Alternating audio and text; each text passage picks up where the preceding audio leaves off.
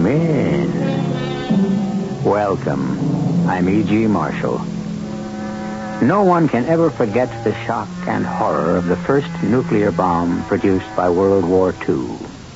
Now we realize that wars generate new and unwelcome surprises, dilemmas, which we must face and solve. As a rule, they're ugly problems.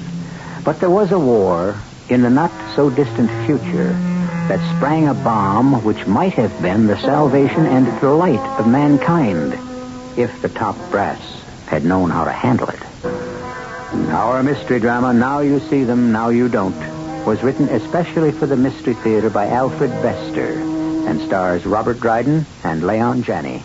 It is sponsored in part by the Greyhound Ameripass and Contact, the 12-hour cold capsule. I'll be back shortly with Act One. What do you say, bud?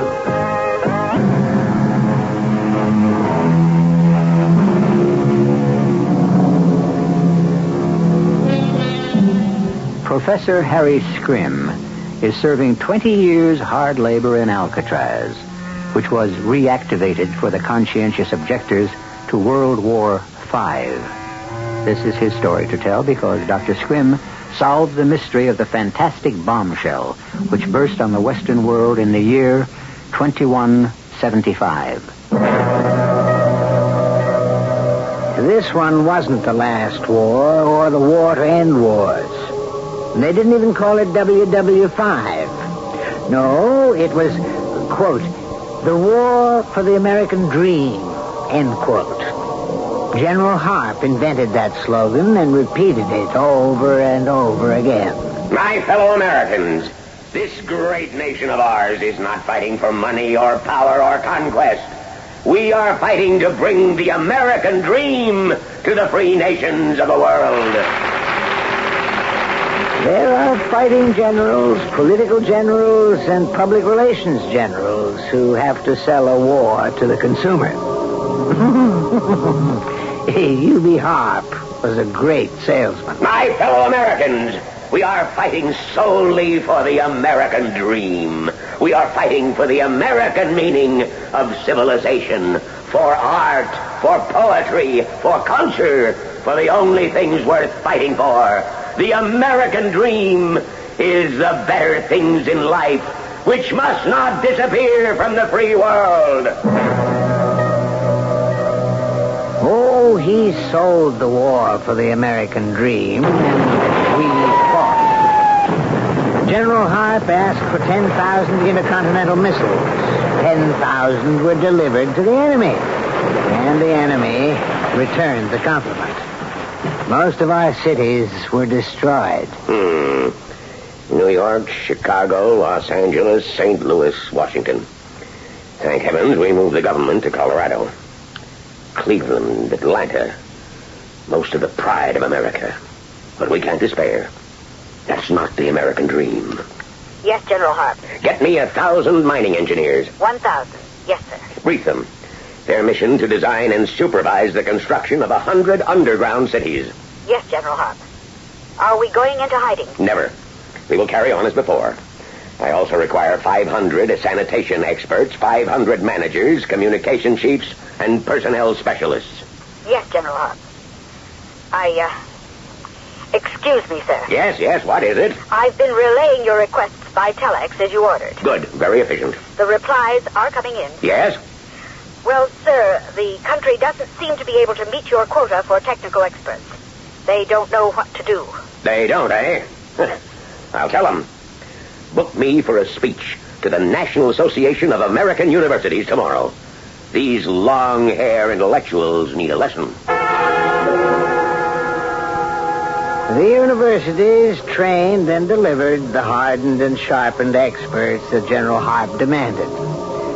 The entire nation became a hardened and sharpened army of specialists to win the war for the American dream. But the American dream wasn't fulfilled on any of the 7 fronts where millions of men and women were locked in bitter combat. No, it came to life in Ward J of the military hospital. General Harp sent for me, Major? No, I sent for you, Captain Edsel. Oh, why, Major? Because I don't want to bother the General with details. About these reports from St. Albans Hospital. But I'm not attached to St. Albans, Major. You will be now. There's something funny going on there, and intelligence recommends you as a reliable expert in psychotherapy. Oh, thank you, Major. It's a question of morale. Something's gone sour at St. Albans. Ward J is a mystery. Ward J? There's no J classification in military hospitals. That's the start of a mystery. Now here's the rest. The ward is kept locked up. No patients are permitted to leave or enter. That's odd. Staff doctors have been seen entering and leaving, and they all look bewildered and absolutely flabbergasted. Yeah, well, that can happen to the best physicians. Cleaning women who have been in Ward J have been gossiping. They say that none of the beds look used. Oh? The kitchen staff has been gossiping. They say that food trays go into Ward J 3 times a day and come out untouched. There's no one in Ward J? There must be someone, Captain Edsel. One of the paramedics reported passing the locked doors and hearing singing inside. Yeah, singing? He was vague about it. Well, what do the staff physicians say? Nothing, Captain Edsel. Obviously, they're afraid to talk. Well, why? What could it possibly be? That's why I've taken it upon myself to request your transfer to St. Albans. The hospital is in a ferment. Now, you know how sick people can fly into passions. Morale is deteriorating. General Harp cannot be plagued by this. Captain Edsel, go into St. Albans and find out what the devil is going on in Ward J. Captain Edsel reporting. Go ahead. Percentage of recoveries at St. Albans is falling off. Malingering has set in. Suggest permission to order staff shake-up. Anything on Ward J? No, nothing yet. Have you inspected Ward J? Affirmative. Exactly as gossip has reported. Statements from the staff? They refuse to talk. They're afraid to talk. That's why I urge shake-up. Roger. We'll assign new Surgeon General to St. Albans. Captain Edsel reporting. Go ahead. The new chief is doing no good. St. Albans is close to open mutiny. On account of Ward J. Oh, yeah, that's the plague spot. And what's the plague, Captain? Any idea yet? Well, I've been in and out of Ward J for weeks, and I'm beginning to figure it out. Yes, go on. Well, it's too soon to report, mostly because I can't believe the evidence. What evidence? Oh, and you won't believe it either. Captain Edsel, what evidence? Report. This is an order. Respectfully rejected, Major. I'm taking no chances on a Section 8 discharge. I have read your report, Major. Most explicit and mystifying. This captain you sent to investigate Ward J. Captain Edsel, sir. Psychotherapist. Expert. Good. This captain has suddenly stopped reporting to you about Ward J. Yes, General. But the situation must be remedied. Yes, General. St. Albans is in a ferment. I think he's on to something he's afraid to talk about. What? Damned if I know. Excuse me, sir. You know my slogan. A job for every man and every man on the job. This Edsel is not doing his job. Get him. How, sir? In our fight for the American dream, we must not ignore those who have already suffered for our ideal. Send a squad of MPs and drag Edsel to me by the scruff of the neck. Now, look here, Captain Edsel.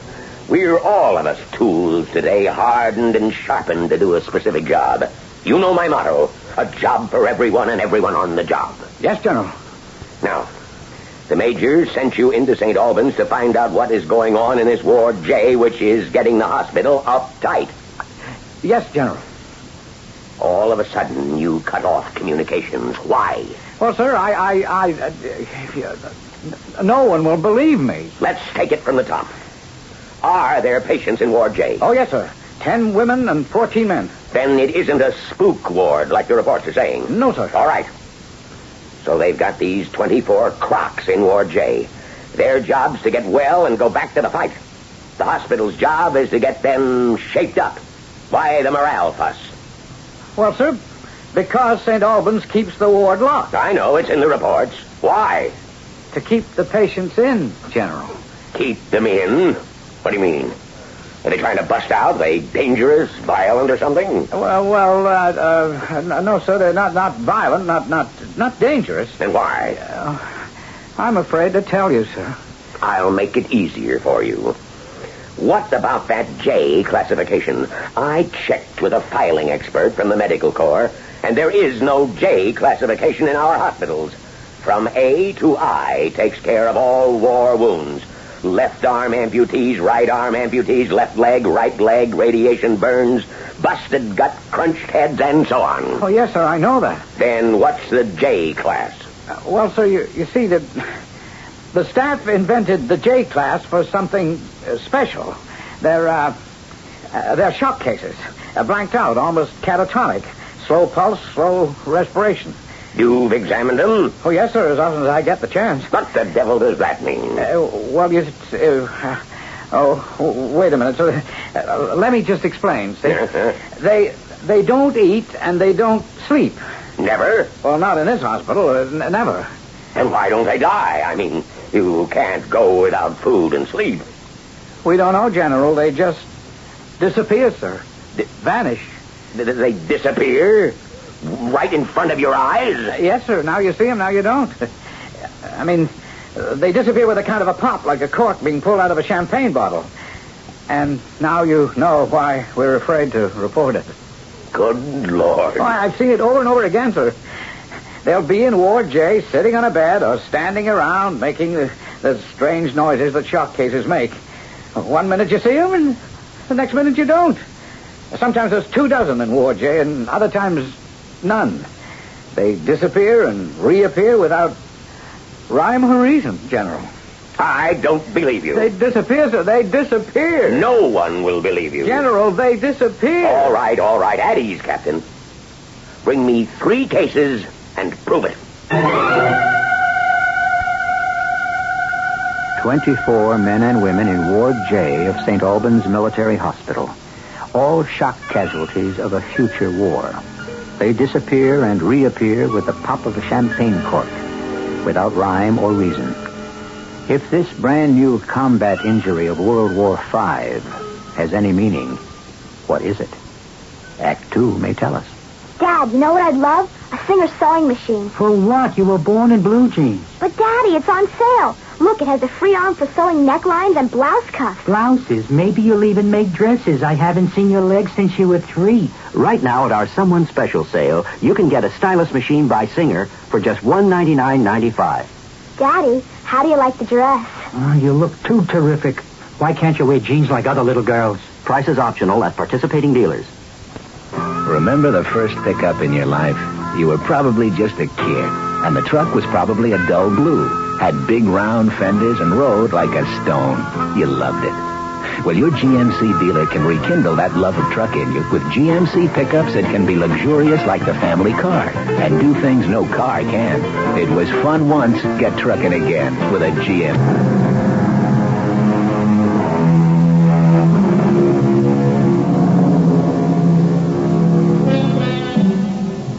Do you remember this old rhyme? The other day upon the stair, I saw a man who wasn't there. He wasn't there again today. My God, I wish he'd go away. Yes, it's amusing nonsense. But now we're going to find out whether it really is nonsense. And if it's not, where the little man goes when he goes away. Hello, operator. This is Nathan Riley in the penthouse. Get me Diamond Jim Brady and put in a call to Detroit, Michigan. I want to talk to a youngster who runs a bicycle repair shop. Name of Henry Ford. That's right.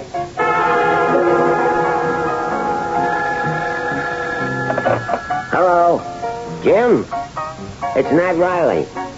How are all the diamonds today? Uh-huh.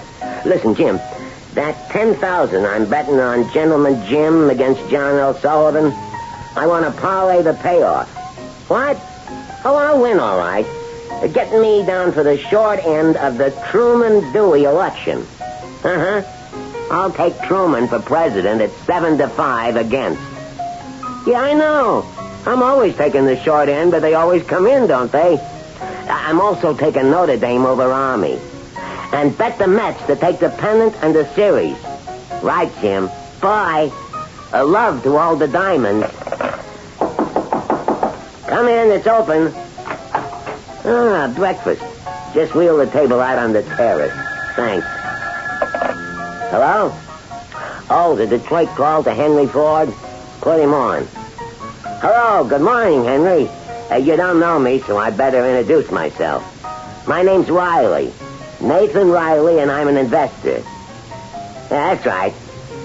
Now, Henry, I heard some talk about a crazy new invention you've got in your bicycle place. I'll invest $200,000.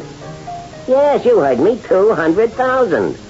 I'll mail you a draft on Johnny P. Morgan's trust today. No, thanks. We're going to go a long way together. Bye.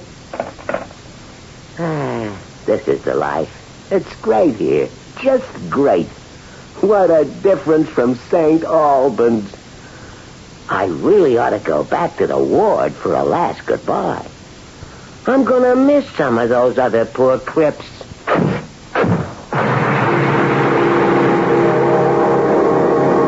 There's one. That's Private Riley. Shoot him, quick. Full syringe. And hold on to him. Got a light, Ben-Hur? Yes, Lady Leela. Right here. Thanks, Ben-Hur. You are a think. You're the disgrace of all Rome. Oh, no, Lady Leela, no. You are not Ben-Hur. You are Julius Caesar in disguise. I admit it. Why did you trick me? To obtain admission to your private boudoir. I know you hate generals. Not true. Some of my best friends are generals. Oh, let me be your best friend, Leela. No, Caesar. I will do anything for your favor. I will divorce Calpurnia. No, Caesar. I will divide all Gaul into 3 parts. No, Caesar. I will cross the Rubicon. You forget. I am consecrated to the goddess Vesta and to the tending of the sacred fire which burns in her temple. Oh, consecrate yourself to me, Leela. We can go far together. The goddess will release you. She will? Well, she has before. Ask her, Leela. Tell her the truth. Vesta respects love. Oh, I'm afraid. Are you worth it, Caesar? To give up everything for you? Oh, I am, Leela. Now I will reveal the truth. I am not Julius Caesar disguised as Ben-Hur. I am Ben-Hur disguised as Julius Caesar, pretending to be Julius Caesar disguised as Ben-Hur. What? Well, I'll put it another way. If anybody asks the real Ben-Hur to stand up, I will stand up. Oh, you overcome me. Oh, go. I will call the goddess on our CB, and I must be alone for the sacred ritual. There's another one. That's Sergeant Leela Tibbet. Shoot her, quick. 10 cc. And hold on to her. That's 2. 1 more to go.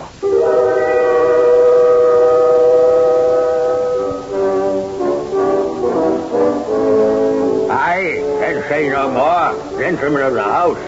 I will fight for this bill on the beaches. I will fight in the cities of England, the towns, and the hamlets of our blessed Isle. Will the Right Honourable Member, Mr. Clive Hammer, yield? No, Mr. Disraeli, I will not yield. Will the Right Honourable Member yield for a question? For a question only, Mr. Disraeli. Tell the House how much this canal of yours... The Suez Canal, sir. You tell the House how much this Suez Canal, for which you so eloquently plead, will cost Her Majesty's government. £100,000. What? £100,000. You have the audacity, Mr. Hammer, to ask Her Majesty's government to squander £100,000 on a fly-by-night speculation called the Suez Canal? I do, sir. I do not ask.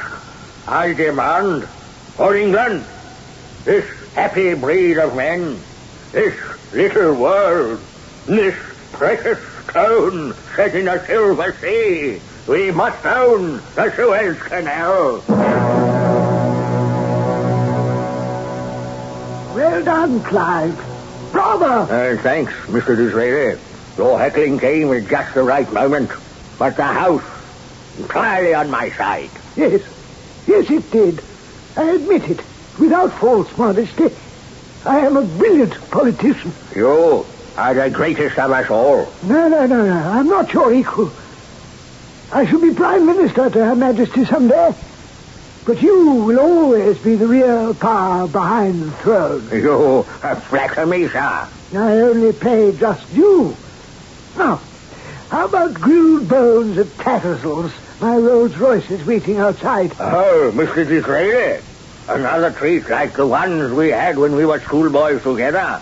Grilled bones with barbecue sauce. With what? Is that something new? Yes, of course, we don't have it yet. I know where to get some. You go ahead. I'll join you in the rolls in a minute. There's number 3. Corporal Hammer. Grab him. Shoot him. All right. Now we'll need 3 stretchers to haul them to General Harp. So there they sprawled in General Harp's office. Private Nathan Riley, Sergeant Layla Tibbett, and Corporal Clive Hammer. They were in their hospital graves. They were torpid with sodium thiomorphate. The big office had been cleared and blazed with lights. It was lined with General Harp's experts from espionage, counter-espionage, security, and intelligence. When Captain Edsel saw the steel-faced, ruthless men awaiting him and his patients, he was frightened. What's all this, sir? My experts want to have a talk with you. With me, General? I thought you wanted the patients from Ward J. And you. Didn't occur to you that I mightn't buy your disappearance bluff, eh? But it's not a bluff, sir. You can ask anyone at St. Albans. The staff still isn't talking, Captain. The General has nothing but your story. That's so. I'll spell it out for you. The war's going badly. We've had intelligence leaks that have been disastrous. I got my experts together, and we agree that Ward J may be the source. Oh, no, General. No. And maybe you've been paid off to cover up. You and the St. Albans staff. But they do disappear. They do. It isn't a bluff or a story. They Work just... him over, gentlemen. My name is Edward Edsel. America is my nation. St. Albans is my dwelling place. And heaven is my destination. Has he broken yet? No, General. What are they using? Truth serum, sir. Tell him to try LSD inhibition release. That's against the law, sir. For Pete's sake, forget the law. We're fighting a war for civilization. Roger, General. Edward Edsel is my name. America is my nation. The Army is my dwelling place, and hell is my destination. Well, Major? No break yet, General. Stubborn, isn't he? I don't think there's anything to break, sir. You think he's telling the truth? No, sir. I think he's suffering from an honest illusion. Then try the id and ego pressure point treatments. That'll break his delusions. General, we can't. It may wreck Edsel's mind forever. Don't be squeamish, Major. We've got to protect the American dream no matter what the price. Get to it. Break him. And Edsel nation to dwelling destination. It's no use, sir. We've brought Captain Edsel to the breaking point 3 times, and there is absolutely nothing to break. He can't tell you anything. All right, let him stew. Tell them to go to work on the patients. General Harp, isn't that a bit much? 2 sick men and a woman? Who says they're sick? This whole thing may be a cover-up for a covert operation in Ward J, and we've got to get to the bottom. I don't think your experts will cooperate, sir. What? They squeamish too? All right, I'll show them what a pro is. Come on, Major. Sir, I don't think I... Call yourselves experts, eh? Where are those crocs? Oh, still out, eh? Major, Give me 3 adrenaline shots. General Harp, you may be risking their lives. Come on. What's a life when I'm protecting an ideal? Yes, sir. Here you are. Here we go. This one's Nathan Riley, eh? Come on, Riley. Wake up, boy. And Tibbet. Get with it, girl. Rise and shine, Hammer. Everybody up. You're going to tell me what's going on in Ward J, understand?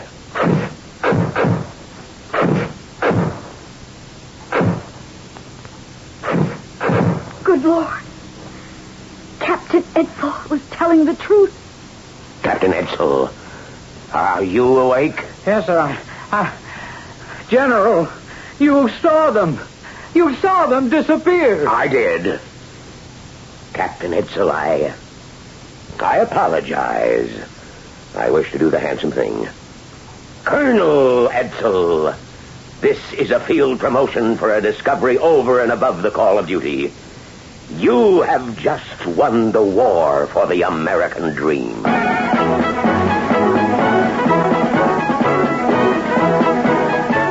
Yes, it's all very well to talk about a discovery that will win a war, provided you know what the discovery is and how to use it. Exactly what has been taking place? Where are the disappearing patients going, and how do they get there? Can anyone follow them? Act 3 may tell us. When you say bud, you said a lot of things nobody else can say. When you say bud, you say you care enough to only want the king of beer. There is no other one, there's only something there, because the king of beer is leading on there. When you say Budweiser, you said it all. Anheuser-Busch, headquarters, St. Louis, Missouri. The 1977 Buick Regal. It comes with Buick's terrific V6 engine. It carries 6 people and lots of Buick comfort. It's lean, it's maneuverable in city traffic. It's the most luxurious mid-sized car Buick builds.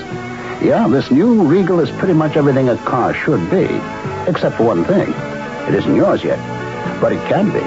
Just see your Buick dealer for a test drive soon.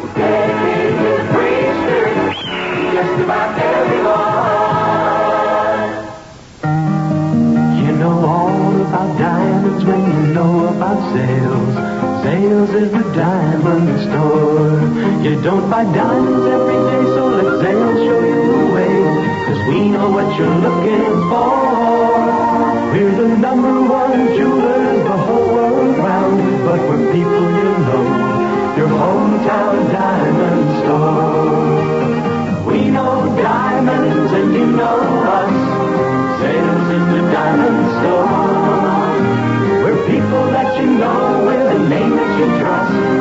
Sales is the diamond store. We know diamonds and you know us. Sales is the diamond store. We're people that you know with a name that you trust. Sales is the diamond store.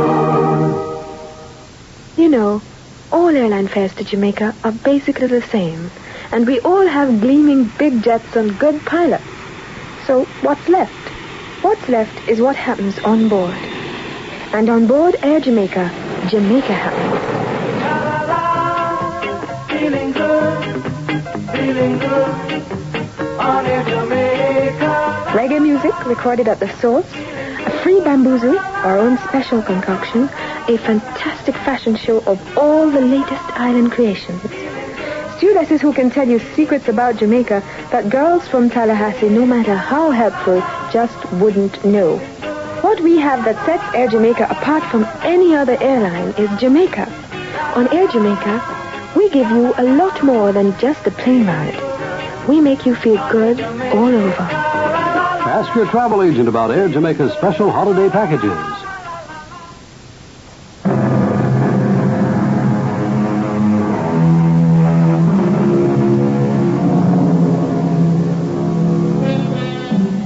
It has been said that when one meets an unusual situation, one must handle it in an unusual manner. Unfortunately, General Harp is meeting the unusual situation of disappearing Army patients in his most usual manner. He is reaching into the reserve of hardened and sharpened experts that America has become for more and more experts. All right, Colonel Edsel. You will sum up the medical aspects of Ward J for us. Yes, General. Well, certain facts are obvious. This must be a new and fantastic syndrome brought on by the horrors of modern war. This new syndrome must involve something beyond strategy and tactics. What? Teleportation, General. Oh, what portation? Teleportation. The power of mind over space. You mean those crocs in Ward J think their disappearance? Yes, sir. Evidently, combat shock, while destroying certain known powers of the mind, must develop other latent powers which were unknown up until now. You're sure of this? They can think themselves somewhere else. They must, General. They get food and sleep somewhere else. They never need it in Ward J. That's right, Major. Where do they get food and sleep? I want our intelligence to check. Well, our men might simply be going home, sir. They do get homesick, General. Right. Good suggestion. I want security to check family, wives, sweethearts, homes of every one of these crocs. Let the FBI handle that, but under my command. Right, General. Now, here's the procedure I worked out. Edsel, you will set up extra beds in Ward J. I'll send in experts to live there and observe. Can do, General. But we'll have to work fast, sir. They seem to be returning to Ward J less and less frequently. In the beginning, they would come and go almost every day. Now they seem to be staying away for weeks and months. My experts will find out what they're doing fast. I hope so, sir. The experts hustled. Security checked. Intelligence probed. The tension increased. General? Any reports, Major? Yes, sir. All negative. Damn. Security reports not one strange case of unexpected appearance has taken place anywhere in America. Intelligence reports the enemy has no such cases. Maybe they're keeping it secret, too. I'm sure they'd try, General. This is all brand new. We've got to get specialists to handle it. We've got to develop new tools. General, excuse my breaking in like this, sir. Yeah? Our first lead. One of your experts in Ward J asked for the help of another expert. If you've got him... I've got them all. What's he want? A lapidary. You mean an expert in precious stones? Yes, sir. What the devil for? He picked up a reference to a precious stone. He's a personnel specialist, and he can't relate it to anything in his experience. Now that I approve of. A job for every man and every man on the job. What kind of a stone? It's some kind of diamond nobody's ever heard of. A Jim Brady type. A Jim Brady type diamond?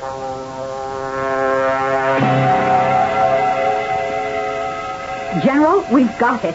Your experts delivered. And you won't believe it. Easy, Colonel, Major, one at a time.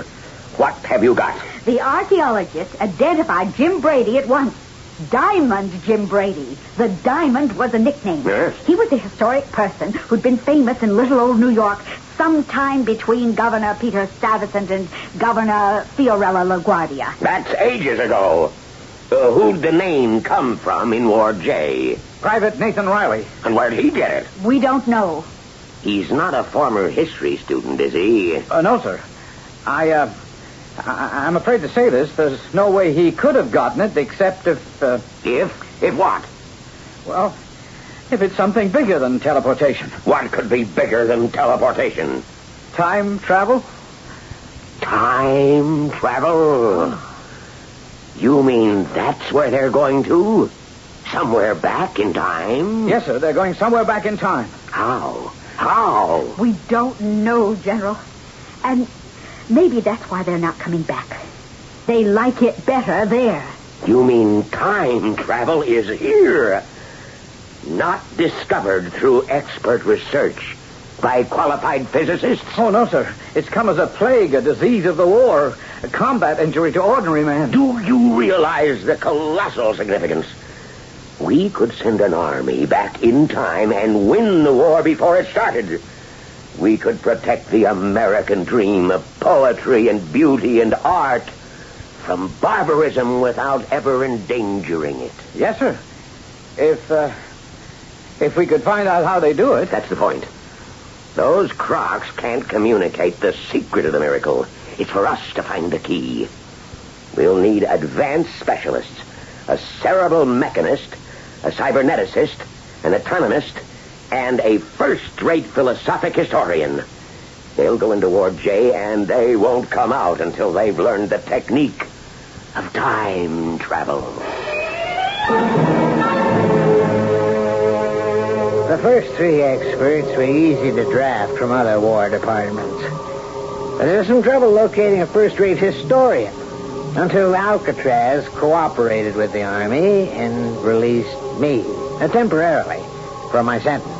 Me, Harry Scrim. I was professor of philosophic history at Stanford until I spoke my mind about Harp's war for the American dream. That got me the 20 years. But I'm still contemptuous of you and your war, General. Never forget that. Then why'd you agree to come, Scrim? Well, I was intrigued by the problem of Ward J. But I'm not an expert. In this benighted nation of specialists, I'm the last singing grasshopper. Major, get me an entomologist. Don't bother, I'll translate. You're a nest of ants, all working and specializing for what? We're fighting to preserve poetry and culture and the finer things in life. Which means you're fighting to preserve me. That's what I've devoted my life to. And what do you do with me? Put me in jail. You were convicted of disloyal criticism. I was convicted of believing in my American dream. Having a mind of my own. Don't let's waste time arguing. Let me have all those expert reports and lock me up in Ward J.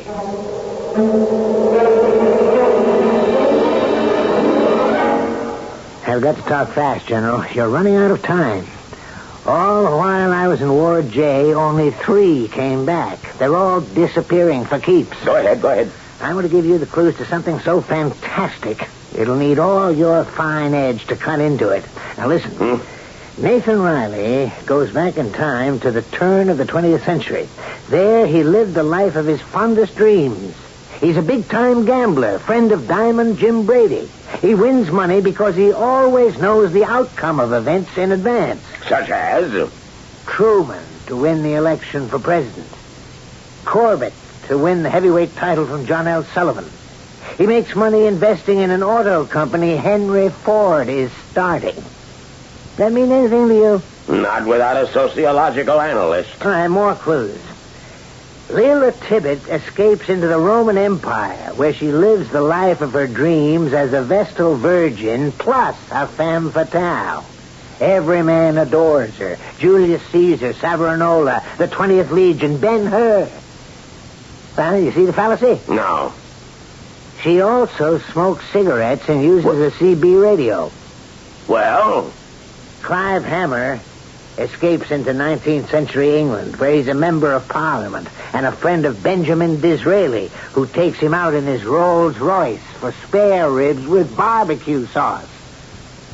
You know what a Rolls Royce was? No. It was an automobile. So? General, this is a bigger discovery than teleportation or time travel. What? This can be the salvation of mankind. Those shock victims have been bombed into something so staggering, it's no wonder your experts couldn't understand it. What could be bigger than time travel, Professor? Listen. Truman didn't run for president until the middle of the 20th century. Riley couldn't have been Diamond Jim Brady's friend and bet on Truman at the same time. John L. Sullivan and Henry Ford don't go together either. Riley's time travel is full of anachronism. What? Leela Tibbet couldn't have been her for a lover because he never existed. He was a fictional character. She's lying? And cigarettes weren't invented in Roman times. More anachronism. Automobiles weren't developed until long after Disraeli died. He couldn't have taken Clive Hammer for a ride in a Rolls Royce. They're all lying. No. They've discovered how to turn dreams into reality. And they know how to enter them and live a happy dream life. By Himan Harp. This is your American dream. It's miracle working, immortality, creation, mind over matter. It must be studied, explored, given to the world so that everybody can learn. Will you do it, Scrim? I can't. I'm non-creative. You need a poet, an artist who understands the creative process and practices it. A poet? Are you serious? Certainly. Don't you know what a poet is? You've been telling us for 5 years that this war is being fought to save the poet. Don't be sarcastic, Scrim. Send a poet into war, Jay. He's the only man who can learn how they do it. A poet is half doing it himself anyway. He's the only man who can tell us and teach us this miracle. But hurry up. Time is running out. I believe you're right. Yes, General. Get me a poet. Right away, General. Trying, General. Still trying, General.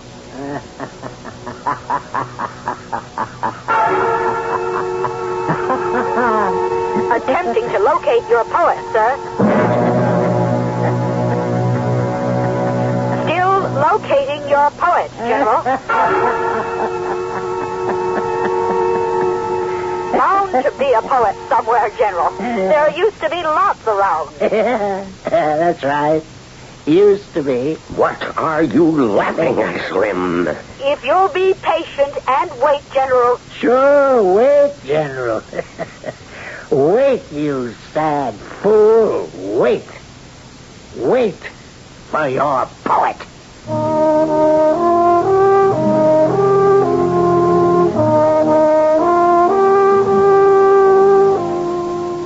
Yes, he waited and waited and waited, while America sorted feverishly through its millions of hardened and sharpened experts, its special tools to defend the dream of beauty and poetry and the better things in life. General U.B. Harp waited, not understanding the endless delay, the hopeless search, or why Harry Scrim laughed and laughed at this final, fatal disappearance. I'll be back shortly.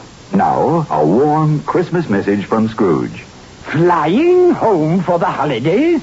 Bah, humbug. Greyhound announces 2 penny-pinching travel plans from December 1st through January 2nd. The Holiday Ameripop. 2 weeks unlimited travel for only $139. Save $1, $2, even $500 over regular round-trip air coach, depending how far you journey. Or Greyhound Santa Claus fare. Saves parents extra on shorter round trips out of state. Charged with bank cards. Each plan allows you to take your child under 12 along free, like this tidy chap. Tim? Bless you, Greyhound. And Greyhound will carry your gifts, too. Ship them in time for Christmas for sure from any Greyhound station or from special gift-shipping centers in many major city shopping centers. One more time, Nipper. Bless you, Greyhound.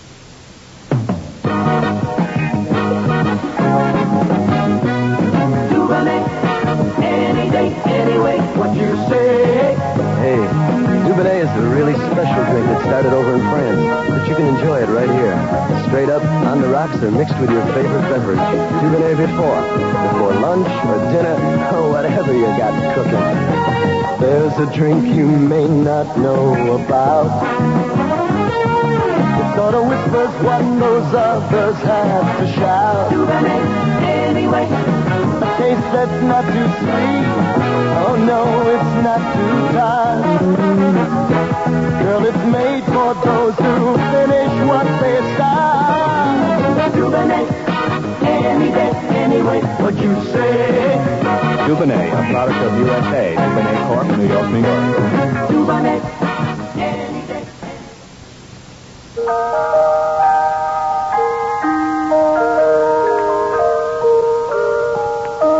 Hi, I'm Fred Feldman, Helicopter 710. I'm also on the board of directors at the Queensboro Society for the Prevention of Cruelty to Children. Now, let me ask you a question. What are you going to do for Christmas for a 6-year-old kid who was thrown out of his house without a stitch of clothing on? We don't have all the answers, but the WOR Children's Christmas Fund does bring Christmas to a lot of kids in a lot of places like the Queen's Shelter. Now, I know times are tough, but if we don't bring Christmas to these kids, no one is. So please, send whatever you can to the WOR Children's Christmas Fund, Box 710, Times Square Station, New York, 10036, and I thank you.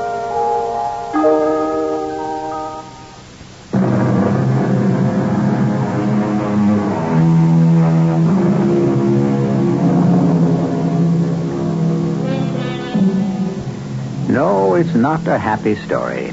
And it's a story of an unhappy future, which we hope will never come to pass. But there is one consolation. Now, at least, we know where the little man who wasn't there goes when he goes away. To a time that never was, of course. There are moments when I dream of going there, too. Don't we all? The people in this dream included Robert Wright.